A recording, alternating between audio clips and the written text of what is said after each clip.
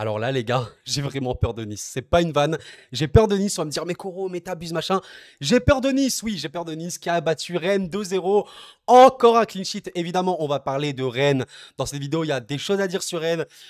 Des choses pas très très cool, qui est pour moi une vraie déception de cette saison. Mais on va parler de Nice, les amis. On va regarder un truc très simple. Alors, Nice 2-0, donc clean sheet, un clean sheet, donc ils ne sont pas pris de but. Un clean sheet, deux clean sheets, 3, 4, 5, 6, 7, 8, 8 clean sheets sur la saison. 8 clean sheets en 11 matchs. 8 clean sheets en 11 matchs. Je ne mens pas, hein. C'est-à-dire que Nice, l'OGC Nice, a pris des buts seulement dans 3 matchs. Et au total, ils en ont pris 4. Cela n'est pas une vanne. D'ailleurs, je suis content. Un pronostic qui est passé pour une fois côté Nice. Pour moi, j'ai pronostiqué 2-0 tout pile. Et c'est parti tout juste. Mais bon, Nice me fait peur. En fait, les amis, je vous dis honnêtement, moi, je suis supporter du PSG. Si jamais quelqu'un me découvrirait, merci à vous. Pourquoi Nice me fait peur? Pour une raison très très simple. Une équipe qui sait défendre et qui sait contrer, ça fait peur, tout simplement. Et le football, parfois, il faut pas jouer le tiki-taka, je sais pas quoi, machin ou quoi, pour gagner le plus beau jeu de l'univers. Et en plus, Nice est très très loin d'être une équipe moche. Mais savoir défendre et savoir contrer, c'est super fort. Et en vrai, Nice, bon ben, on va pas. En fait, je répète toujours la même chose pour Nice, mais c'est une vérité. Malgré le carton rouge pris par Ndaya Chimier, je suis désolé tout le temps, je sais pas trop comment prononcer son nom. Youssouf, en tout cas, très très bon. En fait, Nice, c'est très simple. Ça se base sur quelque chose de facile. Le triangle de fer. Bulka, Todibo, Dante, il est flippant. Voilà, on va dire les termes.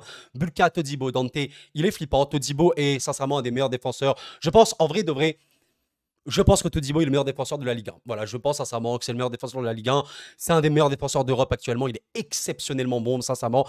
Et Dante est plutôt très bon, sincèrement.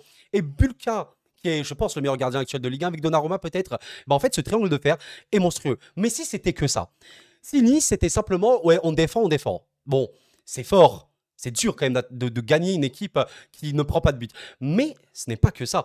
Parce que quand vous prenez notamment les latéraux, les pistons un peu, Rosario Bard, bah, mine de rien, ces mecs-là, ils sont bons défensivement, mais peuvent apporter offensivement. Mais surtout, les amis, vous avez une vraie attaque de feu côté Nice. En fait, vous avez vraiment une attaque qu'on pourrait dire déstabilisatrice. C'est vraiment une attaque qui, elle est là, elle pèse sur une défense. Et Laborde et surtout Mofi Boga, c'est très, très, très, très, très fort. Mofi qui a un avant-centre, mais qui peut totalement dézoner, un petit peu décrocher et tout. En fait, Mofi, c'est quelqu'un en 1v1 pur. Dans les duels, il est monstrueux, hein. C'est facile pour Mofi de gagner un duel. Et donc, après que Mofi gagne un duel, il peut totalement passer à Boga, notamment là sur le but. Et Boga, très, très bon, très, très grosse qualité d'élimination, de dribble, etc.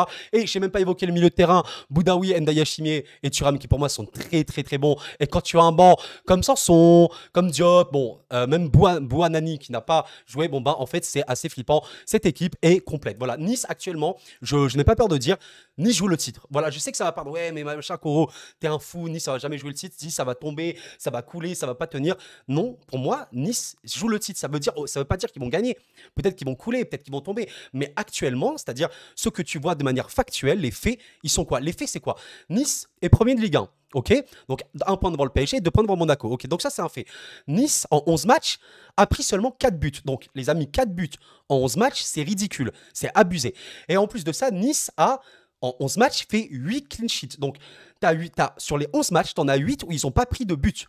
Et sur les 4 buts, tu as littéralement la moitié ils en ont pris 2 contre le PSG. Donc voilà. Donc ça, c'est les faits purs et durs. Mais en plus de ça, c'est une équipe qui, si on regarde le tableau, bon bah, tu bats Rennes, voilà quand même, on va parler de Rennes évidemment, tu bats l'OM, tu bats Monaco, tu bats le PSG. Bon, rien que ça, hein, rien que ça, voilà. Rien que ça côté niçois.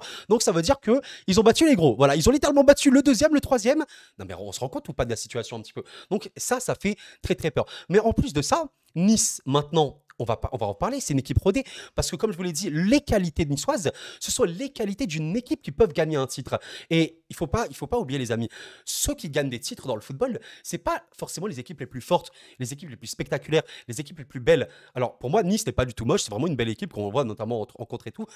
Mais ce que je veux dire par là, c'est ceux qui gagnent des compétitions, c'est souvent les équipes qui savent le mieux faire ce qu'ils savent faire. Et en l'occurrence, Nice, c'est parfaitement défendre et c'est parfaitement contrer et exploiter peu de ballons pour que ça fasse des buts.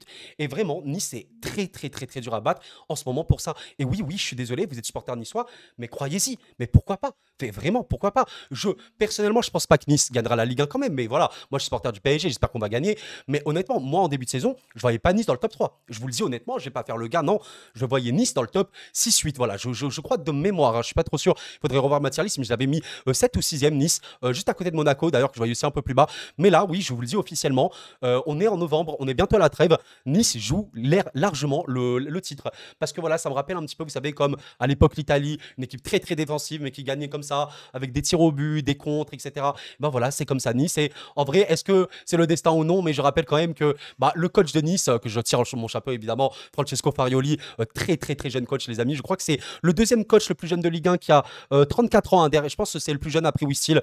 Voilà, qui, MDR, enfin, rendez-vous compte de la situation. Hein. Nice, qui avait fait 3 matchs nuls en début de saison, mais qui depuis est assez hors norme. Hein. Enfin, je pense que si on regarde bien, Nice, c'est match nul, match nul, match nul. Mais à part ça, non, mais c'est une folie. Hein. Oh, non, mais on se rend pas compte. Nice, sur les 8 derniers matchs, c'est quand même 7. Non, mais c'est que des victoires.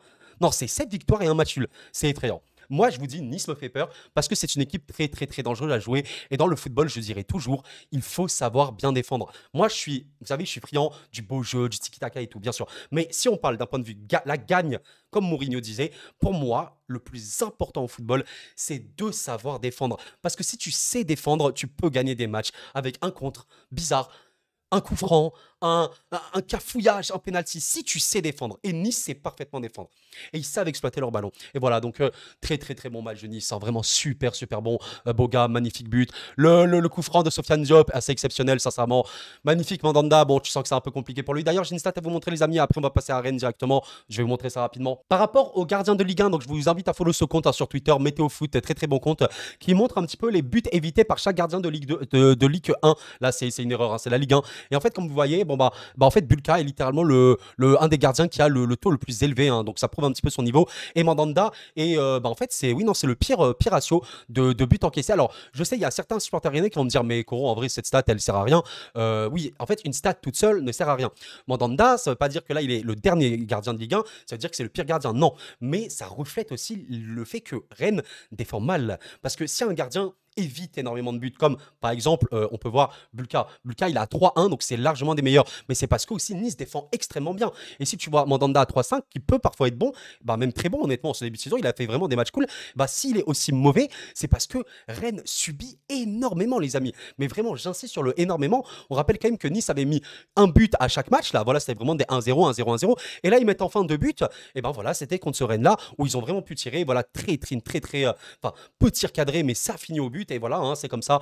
Et voilà. Bon, on a beaucoup parlé de Nice, on va quand même parler de Rennes. Rennes, les amis, moi, je vous avoue, c'est une vraie déception. Je pense que les supporters rennais, la déception, elle est totalement normale et elle est légitime. Moi, je vous avoue qu'en début de saison, je voyais Rennes jouer le podium, littéralement. Et là, actuellement, on est vraiment sur une équipe qui est 11e. Qui vraiment, je comprends même pas ce que joue Rennes. C'est très, très, très grosse déception.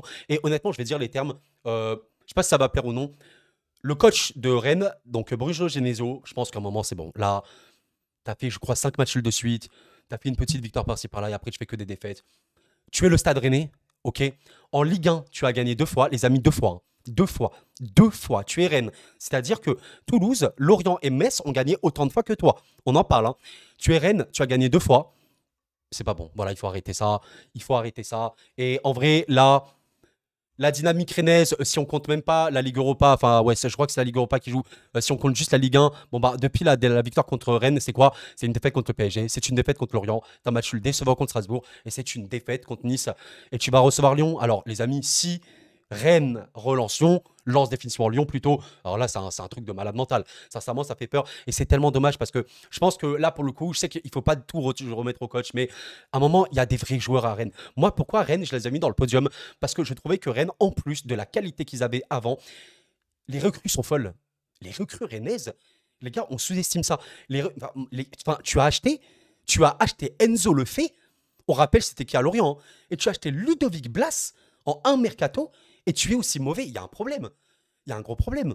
Surtout quand tu as gardé Bourigeaud, Matic est plutôt vraiment performant. Et voilà, mais je pense qu'aussi, il faut le dire, les termes, Rennes est très, très, très mauvais défensivement. En vrai de vrai, c'est une équipe qui subit beaucoup trop et surtout, voilà, qui offre des ballons. Enfin, Assignon, on rappelle que c'est quand même lui l'erreur qui a permis le but de Boga tout à l'heure. Omari, bon, il a pris un rouge, mais tellement mauvais. Je pense que limite, les supporters rennais, ils sont contents qu'Omari soit blessé, juste pour vous dire un petit peu. Et voilà, et en vrai, c'est triste parce que la qualité, rien que de l'équipe type avec Guiri, avec Lefebvre, avec Bourigeaud, avec Blas, mais si ça, tu peux rien faire, surtout que tu as potentiellement un Kalimundo, les frères Doué sur le banc, etc., il y a un gros problème. Et vraiment, je vous le dis honnêtement, Rennes, avec le LOSC, bon, le LOSC, c'est différent. Je vais pas parler du LOSC, là, on va parler de Rennes. La vérité, les amis, Rennes, c'est la vraie grosse déception de cette saison. Je suis déçu de Rennes. Pour moi, dans ma tête, c'était une équipe qui jouait top 3, mais vraiment cette année, il y avait tout était aligné pour jouer le top 3. C'est un club qui a déjà prouvé les années précédentes, qui a déjà battu le PSG en plus à domicile parfois, qui a un vrai identité de jeu, qui en plus a un stade exceptionnel, le Roison Park, etc. Mais non, voilà, ils sont à la rue complet. Et donc, je comprends pas Rennes actuellement. Dis-toi vraiment ce que vous en pensez par rapport à Rennes, parce que moi, je trouve que c'est un peu une anomalie. Et voilà, il faut pas te remettre sur le coach, mais là, Genesio, bon, t'as plus ton équipe. Enfin, il a plus son équipe. Rennes, avec ce potentiel-là qui produit aussi peu. En plus, c'est moche, c'est pas beau. Faut arrêter. Il y a un gros, gros problème. Donc, à un moment, tu remercies, voilà, tu remercies Genesio. Merci Bruno, merci pour tout. Tu cherches un coach, voilà, un peu, voilà, moderne et tout, qui va vraiment vouloir instaurer un jeu très, très offensif à Rennes, parce que c'est une équipe qui doit jouer offensivement. Et voilà, et on repart sur de bons rails. C'est dommage, c'est très très très dommage. Et en plus, ils ont fait quoi? Combien de matchs nuls de suite? Rennes, ils avaient fait 1, 2, 3, 4, 5 matchs nuls de suite en Ligue 1. C'était une folie furieuse, c'est vraiment abusé. Ils ont seulement battu Nantes et Metz. Je sais pas si vous vous rendez compte. C'est malheureux. Et vraiment, vraiment, Ami René, si jamais vous écoutez cette vidéo, le potentiel de l'équipe, elle est là, hein. C'est vraiment pas une équipe qui joue le maintien. D'ailleurs, bon, je vais pas dire ça, je pense pas que Rennes joue le maintien quand même, mais il faut vraiment se reprendre parce que Rennes, à ce rythme-là, va jouer le milieu de tableau. Donc c'est vraiment une saison gâchée pour rien. Et vous voyez que Marseille, qui est pas si loin de Rennes, pour moi c'est différent. Marseille c'est une déception, mais c'est une autre déception. Rennes pour moi c'est déception parce que même dans le jeu il y a rien. C'est vraiment vide. Il y a une crise, on peut dire un peu. Franchement, je sais pas si les mots sont durs. Je pense qu'il y a une petite crise à Rennes. Voilà, je pense qu'il y a une petite crise à Rennes. En tout cas, bon, les amis, on va arrêter là pour cette vidéo. J'espère que vous l'avez apprécié. Pensez au like, hein. Comme d'habitude. Si vous l'avez apprécié, merci infiniment. Et voilà, je voulais le dire pour Rennes. Voilà, mais en tout cas, Nice, si on en parle un peu pour finir sur une note positive, quelle belle équipe, quoi. Vraiment, c'est une équipe qui fait peur. Et bon, bah, tu te dis, voilà, Nice, à partir du moment où tu bats le PSG, Monaco, Marseille, tout le monde, enfin, oui, tu peux battre Montpellier, oui, tu peux battre Toulouse, oui, tu peux battre Nantes, etc. On va voir s'ils vont garder leur régularité. Ça va être ça, en fait, la question. Ça va être est-ce que Francesco Farioli va réussir à maintenir cette régularité à son effectif? Mais l'équipe est tellement impliquée. L'équipe type de base est très, très, très forte. Pour le coup, c'est une équipe complète, Nice. C'est vraiment pas une équipe. Enfin, l'équipe type de Nice, aujourd'hui, elle fait peur. Le triangle de fer, comme d'hab, les flèches en contre, hein, et voilà, l'entrejeu qui est plutôt très, très, très, très bon. Et même les pistons latéraux, enfin, Barre des Rosario, je trouve vraiment super bon. Et ça fait que, voilà, quand tu as une équipe type aussi forte et en plus sur le banc, tu as vraiment des mecs qui peuvent t'apporter, cette équipe fait peur. Donc, on va voir. Mais réellement, Nice. Pourquoi il pourrait ne pas rêver de la Ligue 1? Je vous le demande sincèrement. Pourquoi il ne pourrait pas rêver de la Ligue 1? Bref, merci d'avoir suivi les amis. C'était Koro. La paix sur vous. Merci infiniment pour tout le soutien sur cette chaîne. C'est exceptionnel. Merci à vous.